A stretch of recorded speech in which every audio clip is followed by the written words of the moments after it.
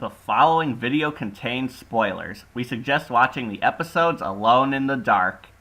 Happy October, Wolfpack! We're back, and we're starting out this month of horror by looking at a very underrated episode that I really liked back when The Haunting Hour was still on TV. I know, I have a ton of requests to review some amazing episodes, but I want to begin our October reviews with this episode in particular because I feel like this story doesn't get as much appreciation as some of the bigger episodes do.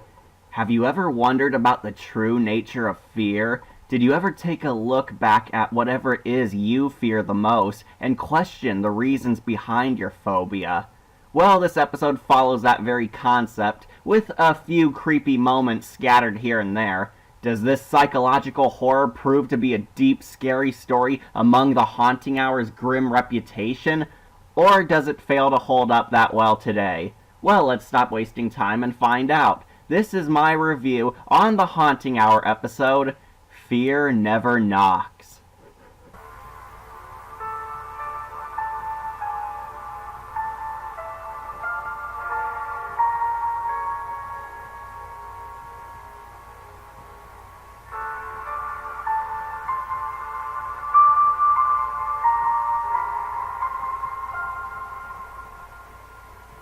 So our episode opens up with our main characters wandering around their grandfather's mansion. We meet our noble hero, Jenny, an adventurous little girl who dreams of becoming a great therapist like her grandpa. She's played by Ariel Winter, who played Gracie from the episode Headshot. We also meet her annoying little brother, Jack, who's unfortunately played by that idiot Bobby from Pouf de Fromage. That boy ain't right.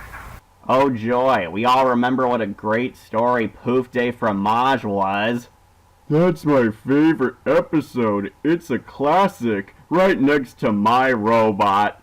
Ha ha ha ha, no. I thought that episode sucked, and Bobby was somehow more annoying than the alien French stereotype. Thankfully, the writers realized how annoying this kid got and really downplay him in this episode. But I'm sure this kid won't be as annoying here as he was back on that other episode, right? This is boring. Yeah, Jenny. Grandpa's right, you're not smart enough. I don't want to do this anymore. Oh, I don't want to hear it. La la la la la la la. Jenny, please. I don't want to do this anymore. Never mind. So Jenny is trying to listen in on her Grandpa George's therapy session with one of his patients while Jack asks her what's up.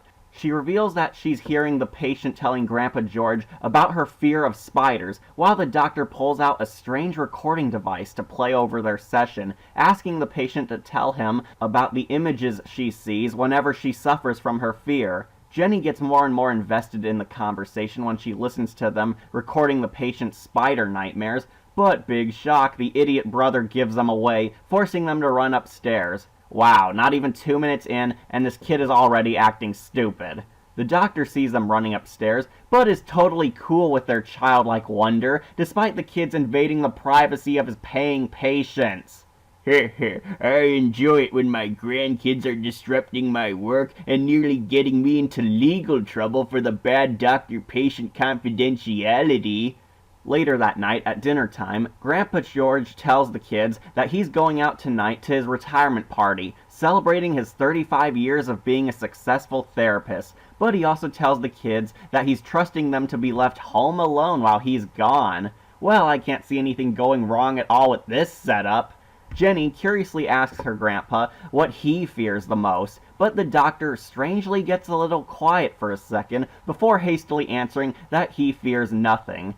Jenny still wants some career advice for her own dreams of becoming a successful therapist, so she asks her grandpa questions regarding his weird tape recorder, but he refuses to answer her, warning our hero that the machine he uses is too complex for others to understand, disappointing Jenny, but our kid hero is not done yet. The grandpa heads out to his party, but we see a mysterious stranger watching him from afar.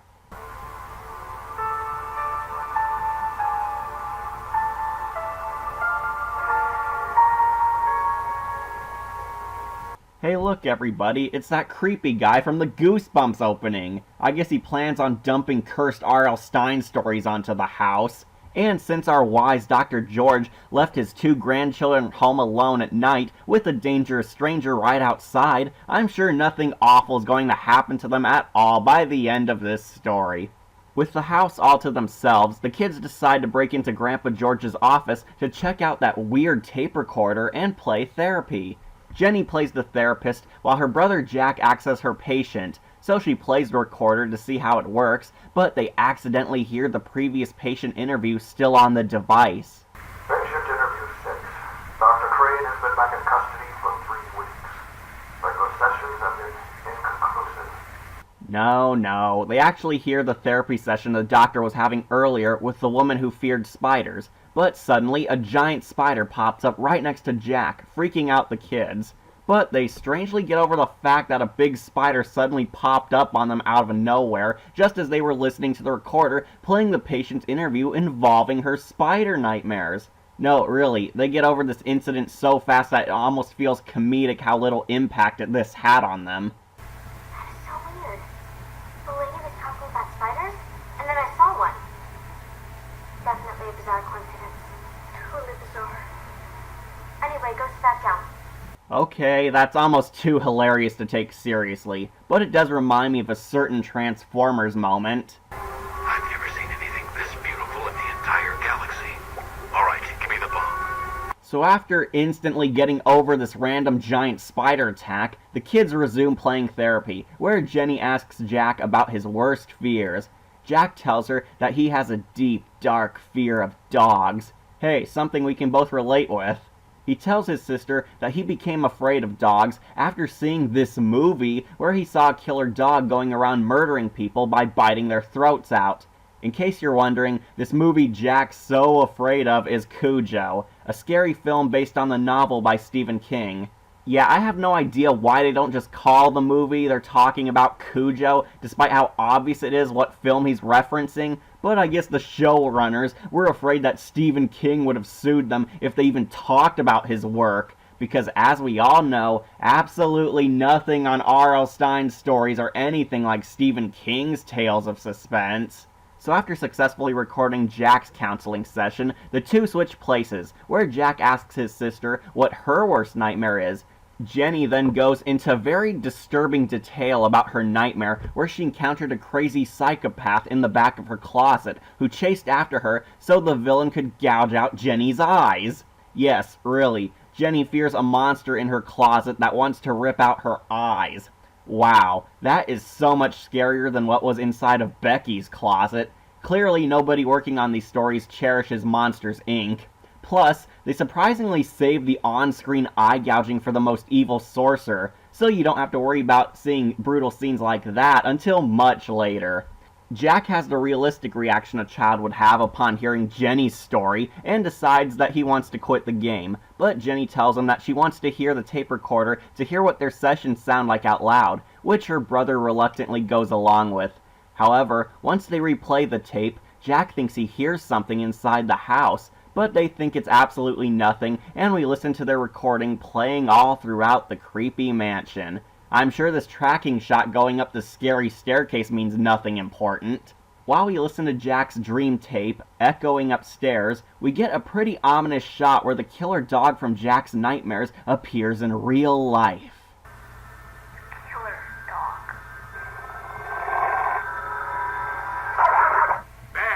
Bad dog detective. Bad. Looks like I'm gonna have to take you out back, boy. Jack yells at his sister to stop the recorder since he's getting creeped out being inside the spooky office, so Jenny decides to end their game while they both agree that they don't feel any better after admitting their fears. The two try to distract themselves by doing some chores, but the killer dog arrives and tries to murder the kids.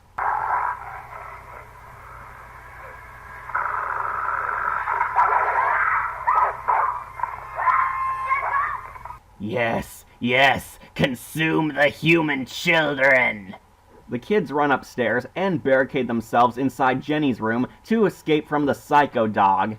At least it's still scarier than running away from a ghost table. So the kids finally realize that the tape recorder Grandpa George has is really a magic box that has the power to make people's fears come to life in the real world. forcing them to confront their nightmares in reality. So basically, everything that's said on the tape happens in real life, since the magic box has the ability to both create and remove fears. Wow, that's actually a really cool concept. I wonder if that magic box can purge me of my greatest fears. Wait, you're telling me that the aliens are cheese puffs? Ah! Nothing's more scarier than a horrible episode of your favorite TV show. So this theory causes Jenny to check out her dark closet to see if her own fear came to life too, while Jack actually acts smart for once and tells his sister to stay away from her closet. But I guess Jenny's in a trance or something, since she's becoming drawn to its eerie mystery. What is your fascination with my forbidden closet of mystery? So we get a very intense scene where Jenny slowly approaches the closet while Jack continues to beg for her not to, look, instead of, physically doing anything to stop her. But of course the psycho lady jumps out of the closet and chases after them, because the nightmare becomes reality.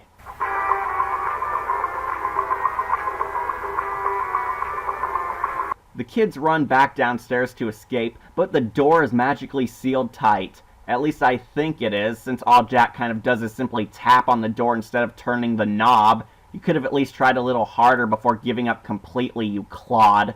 They try phoning for help, but the telephone melts away, and since we all know that absolutely no child has their own personal phone, it looks like the two are trapped. When both their worst fears confront them, Jenny and Jack use their deep breathing exercises to remain calm, and convince themselves that their worst nightmares aren't really there.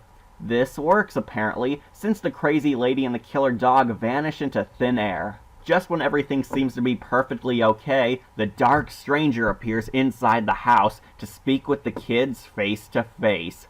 Meet our main villain, Freddy Krueger. I mean the dream catcher. No wait, I do mean Freddy Krueger. Yeah, all joking aside, there's really no point in hiding it. Our villain is pretty much the Haunting Hours equivalent to Freddy Krueger from the Nightmare on Elm Street films. Both this guy and Freddy are magical dream weavers who dress in slightly similar dark clothes, have the power to make your nightmares come to life, and have the over-the-top wicked evilness when he laughs about killing people. The big differences are that Freddy is much uglier and only lives inside the dream world, while this guy is more like the boogeyman, and he actually has powers in reality. The stranger introduces himself as the living incarnation of fear, stating that he's every worst nightmare humanity has ever had, and he's come to their house to collect the box of fears that he provided for their grandfather 35 years ago. While he's introducing himself, Fear doesn't seem to mind making himself at home immediately.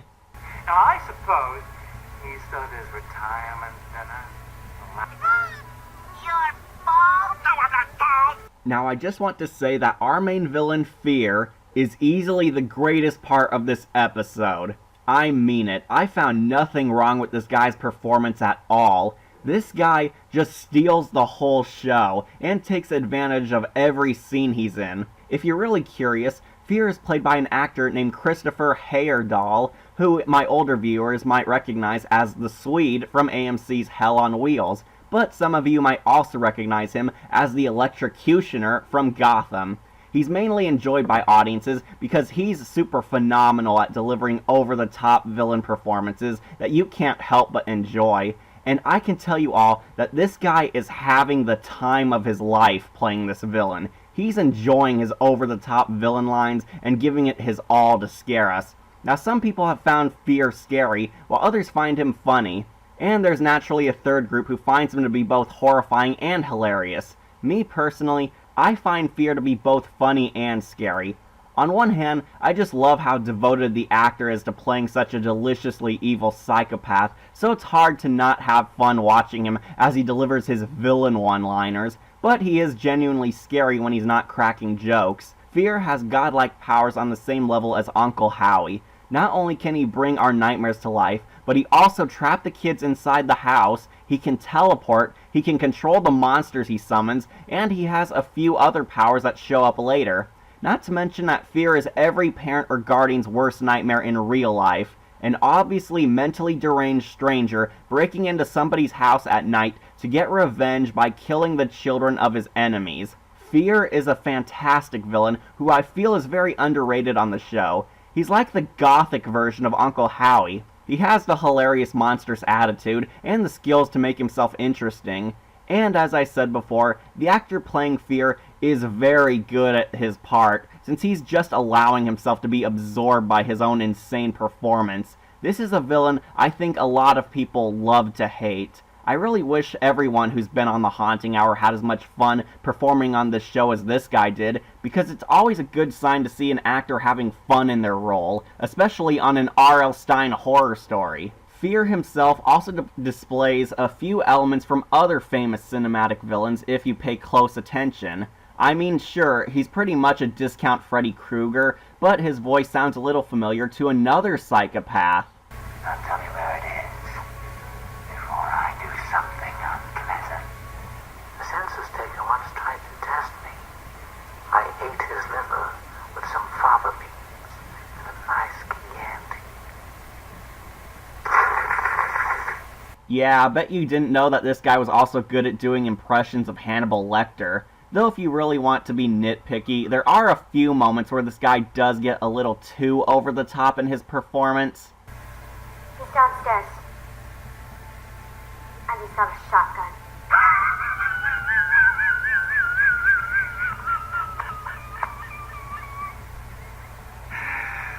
You are a peach.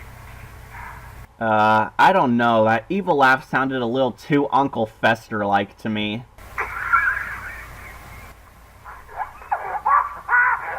Well, as long as he's devoted to his acting, I can't really complain too much at how weird he can get, since Fear is super awesome as an antagonist. But back in the plot, Fear tells our kid heroes that he won't be going away so easily because he has unfinished business with their grandpa.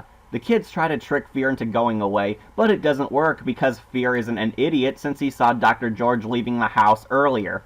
The kids ask him why he wants the magic box, where our villain reveals that he invented the box of fears with his magic powers and gave it to their grandfather in some sort of twisted deal with the devil a long time ago. He told the doctor that his invention would make his ally famous, but once Grandpa George gained a successful life, Fear would return to reclaim the box of fears from him so he can use it to, you guessed it, take over the world. Of course! The kids don't believe him and refuse to give in to Fear.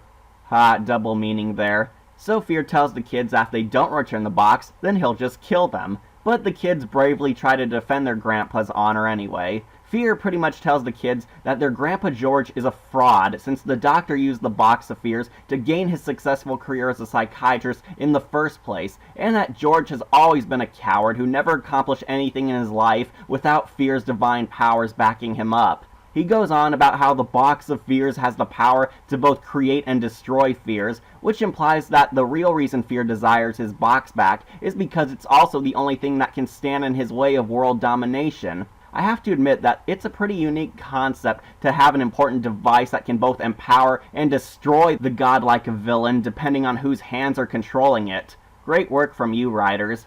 Dr. George obviously wanted to use the box of fears to help people, but it's pretty obvious that Fear doesn't share that same mindset for the device. The kids still refuse to believe that their grandpa would ever work with a monster like Fear and call him a liar. But wouldn't you know it, Grandpa George arrives just in time to confess the truth to his kids after seeing Fear holding his family hostage. Wait. How did George even get back inside the house when the episode showed us that every door in the house was magically sealed shut literally a few minutes ago? Great continuity. Anyways, George admits that he only wanted to help people with the magical device and confirms that everything Fear said is true. Apparently, George did make a deal of some kind with Fear to use the box for his own gain, but he never used it to create fears, only to help others destroy them. He also admits to his kids that Fear is literally the only thing he's afraid of the most, because he knew one day when their bargain was up, the villain would force him to return the box, which would lead to the possible death of millions. Whoa, you gotta admit that the conflict is really high in this episode, when you really think about it. And to think, we went from a cool episode that dealt with us confronting our twisted psychological horrors and the philosophy that fear can destroy the entire world, to stupid cheese puff aliens. But hey, at least the Box of Fears isn't as stupid a weapon design as the last weapon our Master of Fear held. Forgot the power glove! Speaking of stupidity, Jack steps up and calls out Fear on being a jerk, where we get the best scene in the whole series, when Fear sends the annoying kid flying across the room. Stop it! Leave my grandpa alone! Yes! Somebody get that guy a Medal of Honor, because he is now the greatest hero in this series, thanks to doing what every Haunting Hour fan wanted to do by hurting that stupid kid for giving us Poof Day Fromage. In fact, that was so satisfying that I want to see it a few more times. Please, replay that same scene.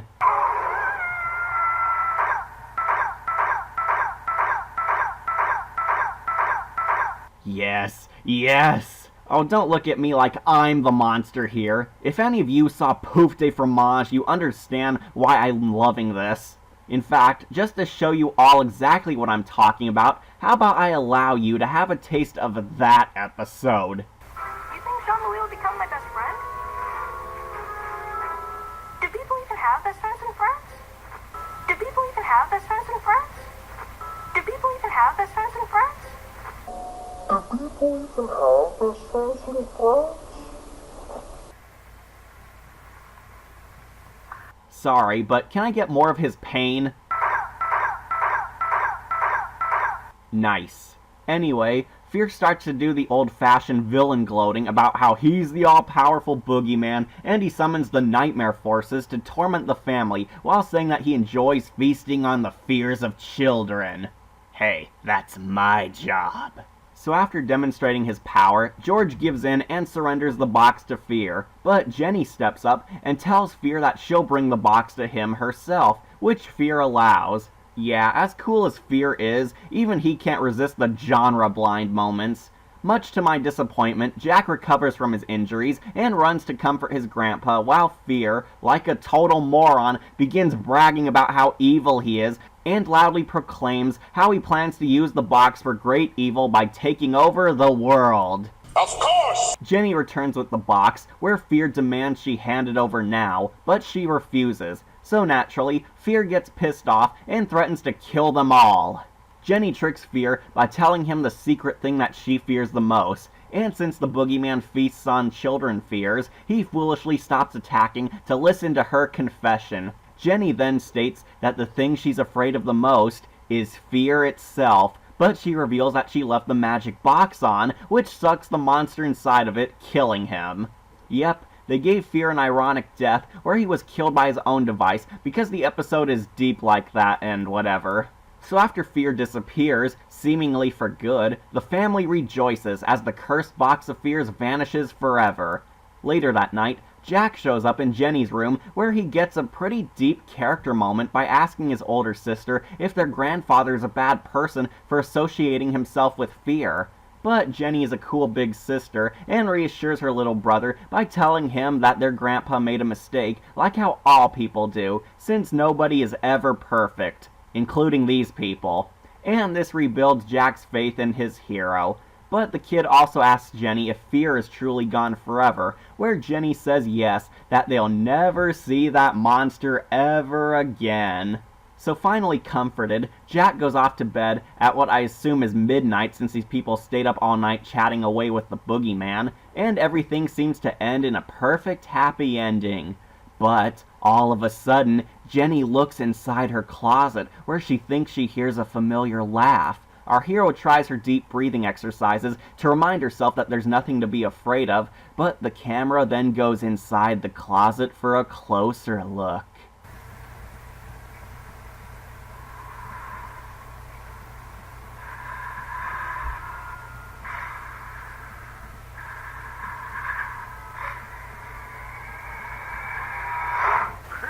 No, I don't think there's that much going on in here. How unexpected!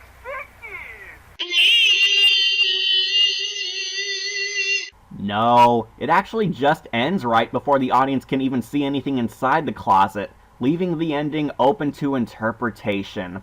We have no clue if that crazy eye-gouging lady is in there again, if fear is alive again, or even if it's absolutely nothing, making our fear of the uncertain darkness the most ambiguous and terrifying twist ending in the series.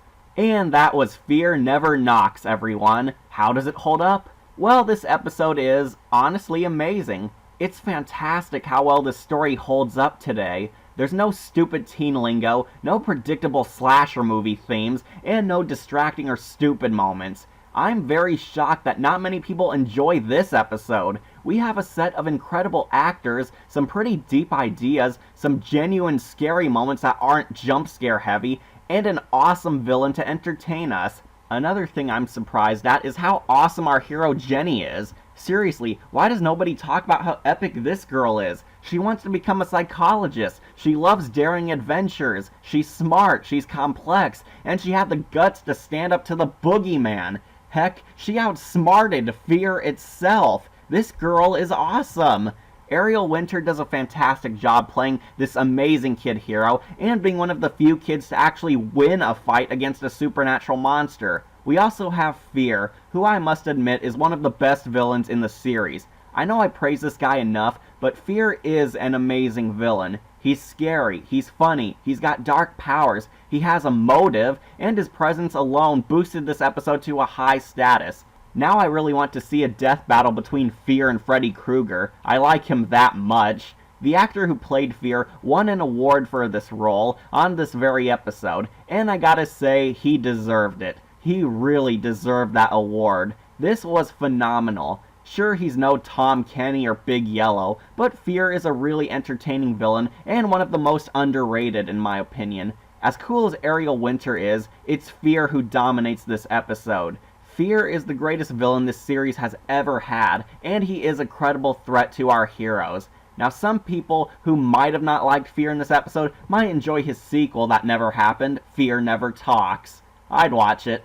Though if this episode really did get a sequel, I would have loved to see a prequel episode where we'd see how Fear and Grandpa George met in the first place. Seriously, I'm curious as to how these two guys even met and traded the magic box, especially given that George wanted to help others while Fear is so obviously evil. I mean, doesn't this look like a trustworthy face to do business deals with? Sadly, we'll never know much about George's dark and troubled past, even though he's a good character too.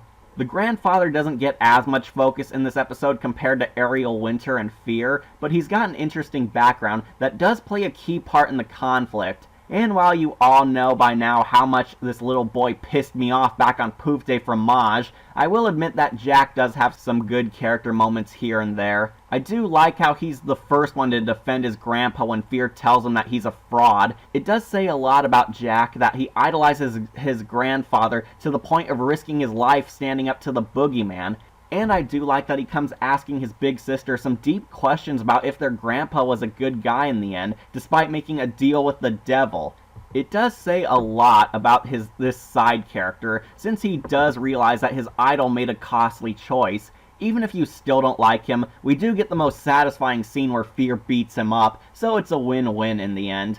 Nevertheless, both George and Jack, who are decent characters, fall into the background thanks to Ariel and Fear being the greatest characters in the whole story. Fear Never Knocks is a deep psychological horror story that is as scary as it is entertaining. I was a little disappointed that Fear was kind of defeated so fast, but I was able to look past it since it makes our hero Jenny look totally awesome, and I think we deserve a little girl character who can kill monsters. Mainly because we got a little more variety from this girl. Now some of you may be pondering that unsettling ending. Some people think that the crazy lady is real again, or Fear is alive again, or it could be another deep message about how we can conquer our fears, but they will always be present in our lives. Or it could just mean absolutely nothing, and Jenny might just be imagining her fears again thanks to this horrible experience. What do I think? Well, I really loved Fear and wouldn't mind if he's alive, but the ending brilliantly leaves it open-ended so the viewers could think about this for themselves. I personally think that this shot zooming in on the closet is supposed to symbolize that the living personification of Fear might be gone, but his presence will always remain. We can all overcome our darkest fears, but that doesn't mean they just disappear for good. Just because one scary bad guy is gone doesn't mean that the rest of the world is a safe place now, because we will always live with our fears in the end, since they define us for who we are. Even if you don't believe my preachy theory, I think it works a lot better that we don't know what this ending means, since it leaves a huge impression on the audience anyway. I'm just glad that the writers didn't do it the way a Freddy Krueger story would have ended, and show Fear picking up his hat in the closet or something stupid. I love Fear, but that would have been a bit too cheesy. So points to the writers for offering such a great ending without the need to throw in a dumb moment in the last minute. Overall, this is a great horror story for both psychological horror and dramatic horror.